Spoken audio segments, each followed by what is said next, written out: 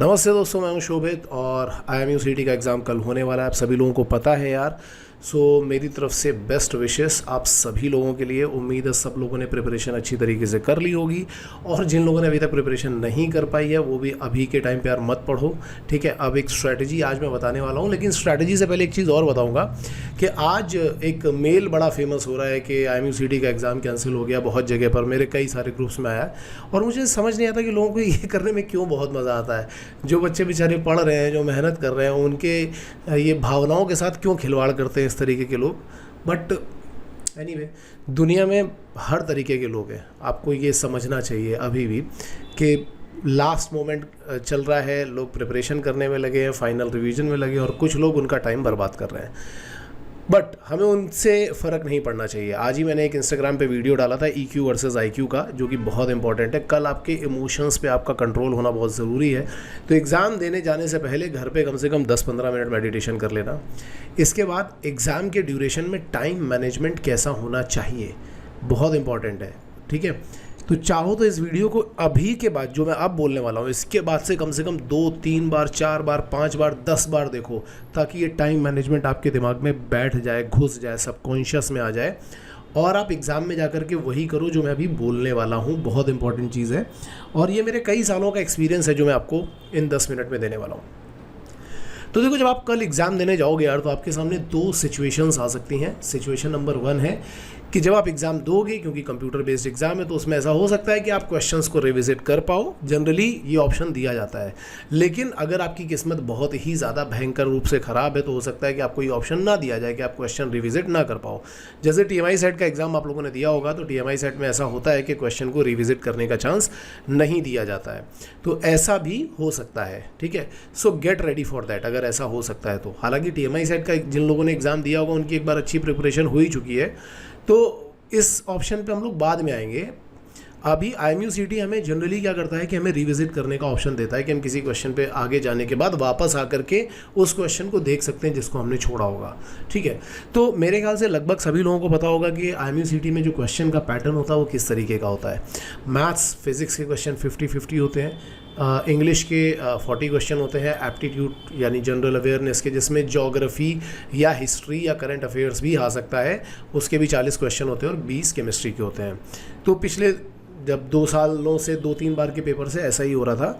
अब अगर कल कुछ चेंज हुआ होगा तो कुछ नहीं कह सकते, लेकिन अगर चेंज हुआ भी होगा तो you have to ready for that. उसमें परेशान होने की ज़रूरत नहीं है। देखो, ये जो चीज़ें होती हैं ना कि एग्ज़ाम में कुछ चेंज होगा या नेगेटिव मार्किंग आएगी, तो ये क्या होता है कि ये सबके ही लिए है, ये स्पेसिफिकली आपके लिए नहीं है। इससे नुकसान होगा तो सबका होगा, फ़ायदा होगा तो सबका होगा। लास्ट मिनट में कोई चेंज होगा तो उससे नुकसान होगा तो सबका होगा, और फ़ायदा होगा तो सबका होगा। तो आपका माइंडसेट इस तरीके का होना चाहिए कि यहाँ पे अपना कोई भी लॉस नहीं है। तो कुछ चेंजेस होते भी हैं तो उससे आपका कोई बड़ा लॉस नहीं होने वाला, ठीक है। सबको पैटर्न पता चल गया है। अब यहाँ पर हम लोग कुछ टिप्स पे बात करते हैं। पॉइंट नंबर 1 क्या कहता है? Go through the whole paper. आपको पेपर सॉल्व करने के लिए, पेपर में 200 क्वेश्चन है, और 200 क्वेश्चन सॉल्व करने के लिए आपको 3 घंटे का टाइम दिया गया है, मतलब कि 180 मिनट। तो सीधी सी बात यह है कि आपके पास एक क्वेश्चन को देखने के लिए 1 मिनट से कम का ही टाइम होगा। एक बात और भी क्लियर हो जाती है कि पेपर डिफ़िकल्ट नहीं होगा, क्योंकि पेपर काफ़ी बड़ा है, तो डिफ़िकल्ट तो नहीं होगा, आसान क्वेश्चन होंगे। काफ़ी सारे आसान क्वेश्चंस बीच बीच में छुपे हुए होंगे, और डिफ़िकल्ट क्वेश्चन भी बीच बीच में छुपे होंगे। एग्जामिनर हमेशा जब पेपर बनाते हैं तो वो ये देखते हैं कि क्या बच्चा अपना टाइम वेस्ट कर रहा है या नहीं। और हमारी पुरानी आदत होती है कि हम 1 बाय 1 सारे क्वेश्चंस पे जाते हैं। कभी कभी एक क्वेश्चन पे 5-5, 10-10 मिनट भी लगाते हैं। जो ये काम करता है वो टॉपर नहीं बनता। हमें इस बात से मतलब नहीं है कि हमने कौन से सब्जेक्ट के क्वेश्चन ज़्यादा किए, हमें इस बात से मतलब ये है कि हमने कितने क्वेश्चन किए। इस बात से मतलब नहीं है कि कौन सा सब्जेक्ट हमारा फेवरेट है, उसके क्वेश्चन ज़्यादा होने चाहिए। सपोज़ आपका फेवरेट है मैथ्स और वही डिफ़िकल्ट आ गया तो उसके क्वेश्चन ज़्यादा नहीं होंगे। रैंक उसकी अच्छी आएगी जिसके मार्क्स ज़्यादा होंगे। तो आपको सबसे पहले अटेम्प्ट में क्या करना है, एक क्विक कर्सर गो थ्रू करना है एग्जामिनेशन का। आप ये मान के चलो कि पहला 1 घंटा, 40 मिनट से 1 घंटे का टाइम आपको पूरा पेपर देखने में लगाना है। तो पहले 40 मिनट से 1 घंटे के टाइम में आपको पूरा का पूरा पेपर गो थ्रू कर लेना है। और जब आप ये काम करोगे तो आपको उसमें क्योंकि आपने मेरा मैथ्स का वीडियो देखा होगा कल का, तो आपने देखा होगा बहुत सारे इजी क्वेश्चन है। ऐसे ही फिजिक्स में बहुत सारे डेफिनेशन बेस्ड क्वेश्चन होते हैं, तो उसमें आपको इतने क्वेश्चन मिलेंगे जो बिल्कुल सीधे सीधे डेफिनेशन बेस्ड ईजी क्वेश्चन होंगे। ईजी क्वेश्चन छुपे हुए, आपको उनको नहीं छोड़ना है। वो वाले पॉइंट हैं जो मिस नहीं होने चाहिए। ऐसा नहीं होना चाहिए कि शुरू में डिफिकल्ट क्वेश्चन करने के चक्कर में पीछे के सारे क्वेश्चन छूट गए, ये नहीं होना चाहिए। तो आपको सबसे पहले क्या करना है, उन इजी क्वेश्चंस को पकड़ के ख़त्म करना है जो छुपे हुए बैठे हैं, जो फटाफट हो जाएंगे। तो 40 मिनट में आपको क्या करना है, पेपर गो थ्रू करना है, और जो क्वेश्चन आपको लग रहा है कि भाई ये 10 सेकंड में हो जाएगा, इसका फॉर्मूला तो मुझे पता है, फटाफट टिक करते चले जाओ। उन सारे क्वेश्चंस को फटाफट टिक करते चले जाओ, ठीक है। पहला 40 मिनट से 1 घंटा, ये रूल नंबर 1 है। नाउ रूल नंबर 2 पे चलते हैं। In first attempt only solve those question which are easiest. मैंने बता दिया, जो बिल्कुल ऐसे क्वेश्चन हैं जो फॉर्मूला बेस हैं, जिनको देख करके लग रहा है कि भाई ये तो बहुत आराम से होने वाला है, इसको नहीं छोड़ना है, उनको बिल्कुल भी मत छोड़ना। क्योंकि अगर उनको छोड़ दिया तो बाद में वही आपको रिग्रेट कराते हैं कि अरे यार काश ऐसा कर लिया होता तो ये इजी वाला पेपर हो जाता। इसलिए मैं बोल रहा हूँ कि पहले 40 मिनट से 1 घंटे के बीच में आपने ये पूरा पेपर गो थ्रू कर लिया। और सपोज करो कि 200 में से आपको, क्योंकि मैं क्या बोल रहा हूँ, उन क्वेश्चन पे फोकस करना है जो 10 से 20 सेकंड या मैक्सिमम 30 सेकंड में हो रहे होंगे, उनको ख़त्म करना है। सबसे पहला काम हमें ये करना है। तो अगर सपोज करते हैं कि जो बिल्कुल ईजीएस्ट क्वेश्चन थे, 200 में से 50 क्वेश्चन या 40 क्वेश्चन भी आपको ईजीएस्ट मिल गए, तो आप खुद सोच के देखो कि पहले 1 घंटे में आपने 40 क्वेश्चन से 50 क्वेश्चन कर लिए हैं, जो कि आपके कॉन्फिडेंस को बिल्डअप कर रहा है, जो बूस्ट कर रहा है। अब इसके बाद नेक्स्ट स्टेप क्या होगा, ठीक है, पूरी स्ट्रेटेजी है। इसीलिए मैं बोल रहा था कि इस वीडियो को बार बार गो थ्रू करना, बार बार ध्यान से सुनना। तो अब नेक्स्ट पॉइंट पे चलते हैं। नेक्स्ट पॉइंट क्या बोलता है, नेक्स्ट पॉइंट हमारे पास ये बोल रहा है, now you have the whole idea of paper. आपको पूरे पेपर के बारे में सारी सच्चाई पता चल गई है। आपको ये पता चल गया है कि कौन सा पेपर डिफिकल्ट है और कौन सा इजी है। आपको ये पेपर पढ़ के ही पता चल गया होगा कि कौन से ऐसे क्वेश्चन हैं जिनको थोड़ी कैलकुलेशन करके किया जा सकता है। जैसे अगर मैं पूरा पेपर पढ़ूंगा तो मुझे आइडिया हो जाएगा कि यार मैथ्स में डिफिकल्ट है और फिजिक्स में ईजी आया है। फिजिक्स में कई क्वेश्चन मैंने ऐसे छोड़े हैं जिनके ऊपर अगर मैं अभी 1 मिनट का टाइम लगाऊंगा तो फटाफट हो जाएंगे।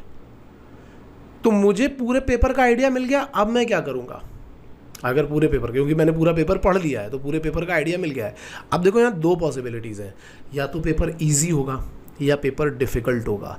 दोनों ही कंडीशन में इमोशंस पे कंट्रोल रखना, ठीक है। क्योंकि कई बार क्या होता है कि जब लगता है पेपर बहुत ईजी है तो अंदर से ऐसी खुशी की भावना आती है उसी मोमेंट पे कि वो कंट्रोल नहीं होती, और हम इजी करने के चक्कर में या ज़्यादा खुशी के चक्कर में क्वेश्चन जल्दबाजी में गलत कर देते हैं। या कभी अगर ऐसा पता लग गया कि पेपर डिफ़िकल्ट है तो फट लेती है कि अरे भाई पेपर डिफ़िकल्ट है, अब क्या करेंगे, तो बहुत डिफ़िकल्ट पेपर है, अपने को तो आता नहीं। अरे डिफ़िकल्ट है तो सबके लिए डिफ़िकल्ट है। इस मोमेंट पे बिल्कुल शांत, एक रूल याद रखो, डिफ़िकल्ट है सबके लिए, ईजी है सबके लिए। ये नहीं कि ईजी है तो मेरे लिए, सबके लिए ईजी है तो ज़्यादा क्वेश्चन करने हैं, डिफ़िकल्ट है तो जितने क्वेश्चन होंगे उतने करने हैं, ढंग से अटेम्प्ट करने हैं, ठीक है। तो पेपर का पूरा आइडिया आपको मिल चुका है। नेक्स्ट पॉइंट, आप क्या करोगे, अब सेकेंड अटेम्प्ट पे जाओ और उन क्वेश्चंस पे जाओ जो मॉडरेट क्वेश्चंस है। मॉडरेट क्वेश्चन मतलब जिनको करने में आपको 30 सेकंड से 1 मिनट का टाइम लगने वाला है। आप पेपर देख चुके हो तो आपको ये आइडिया है कि एप्टीट्यूड में जाना चाहिए या इंग्लिश में जाना चाहिए या फिजिक्स में जाना चाहिए या मैथ्स में जाना चाहिए, क्योंकि पूरा पेपर आप देख चुके हो। तो आपको बहुत सारे क्वेश्चन ऐसे मिले होंगे जिनको आप रिव्यू के लिए डाल चुके होंगे। अब आप उनको जा करके देखो कि इनको कैसे सॉल्व किया जाए, और पूरा का पूरा 1 घंटा, और अगर थोड़ा ज़्यादा टाइम भी लगता है तो 1 घंटा 20 मिनट या 1 घंटा 30, क्योंकि पहला 1 घंटा अगर आपने पूरा निकाल दिया होगा, पहला 1 घंटा पूरा पेपर गो थ्रू करने में निकाल दिया होगा तो भी 2 घंटे बचे हैं। तो अब नेक्स्ट 90 मिनट जो है वो आपको मॉडरेट क्वेश्चन ढूंढ करके उनको सॉल्व। अब सपोज करो कि 90 मिनट्स में आपने 2-2 मिनट भी लगा करके अगर 45 क्वेश्चन, चलो 40 क्वेश्चन भी आपने कर लिए, तो आपके पास ओवरऑल 80 क्वेश्चंस हो चुके होंगे। हालांकि बहुत कम पकड़ करके चल रहा हूं मैं, क्योंकि इजी क्वेश्चंस बहुत सारे मिलेंगे आपको। अगर आपने इजी क्वेश्चंस अच्छी तरीके से कर लिए तो 50-60 इजी क्वेश्चन आराम से होते हैं। मैंने उस दिन जो पेपर आपको मैथ्स का दिखाया था, आपने देखे थे किस तरीके के इजी क्वेश्चंस थे। तो अगर पहले आपने ऐसा कर लिया तो ये सारी चीज़ें कवर अप कर लोगे, पहले ही आप एक अच्छे एडवांटेज पे होगे पहले 1 घंटे में। दूसरे 1.5 घंटे में क्या होगा कि आप जब ऐसा करोगे तो आउट ऑफ 90 अगर आप 1 मिनट लगाते हो या 1.5 मिनट लगाते हो, मैं मान लो पूरा 2 मिनट लगा रहे हो एक क्वेश्चन पे, तो भी कम से कम 45 क्वेश्चन आप कर चुके होगे। अब लास्ट का 30 मिनट उन डिफ़िकल्ट क्वेश्चन या लेंदी क्वेश्चंस पे लगाओ जो लग रहा है कि हाँ यार है तो लेंदी लेकिन हो सकता है, अब उन पे लगाओ। तो ये आपका सेकेंड अटेम्प्ट। तो सेकेंड अटेम्प्ट में मैंने आपको बता दिया। लास्ट अटेम्प्ट में मैंने क्या बोला कि डिफिकल्ट क्वेश्चन पे जाओ, जो लेंदी क्वेश्चन है उन पे जाओ।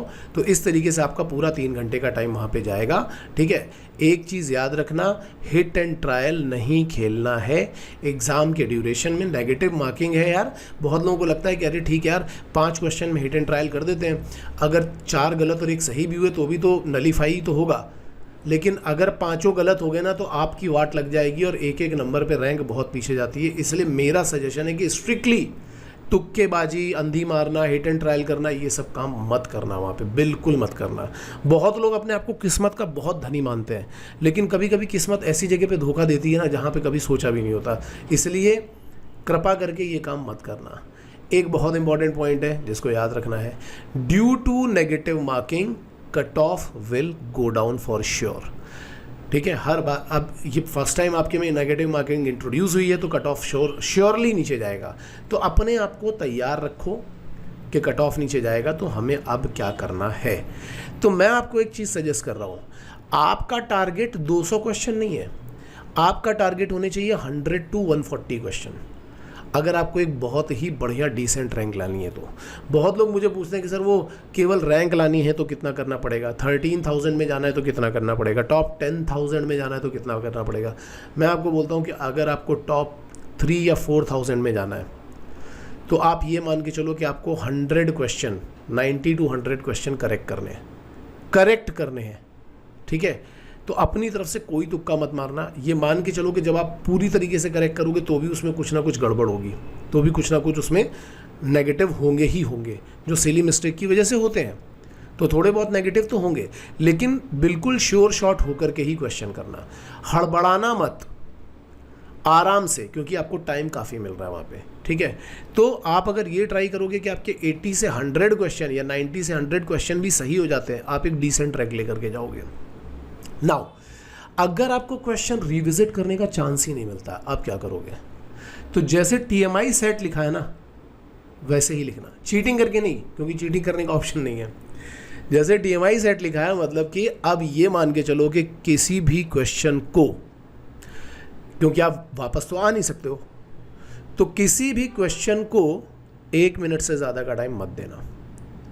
हालांकि इस कंडीशन में अगर मैं बैठूंगा तो मैं क्या करूंगा कि अगर मैंने क्वेश्चन नंबर 1 देखा और मुझे क्वेश्चन नंबर 1 ही दिखाई पड़ रहा है कि सॉल्व करेंगे तो 2 मिनट में होगा, मैं छोड़ दूंगा उस क्वेश्चन को, मैं तुरंत आगे जाऊंगा।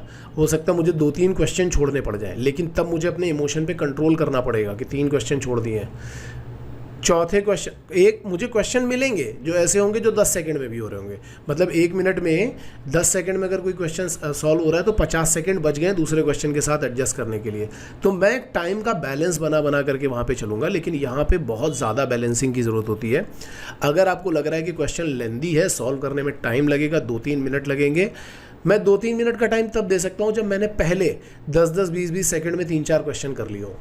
अब मेरे पास मालूम है कि हाँ भाई अपने पास टाइम बचा हुआ है, तो मैं किसी एक क्वेश्चन पे, लेंदी क्वेश्चन पे 2 मिनट का टाइम भी दे दूंगा।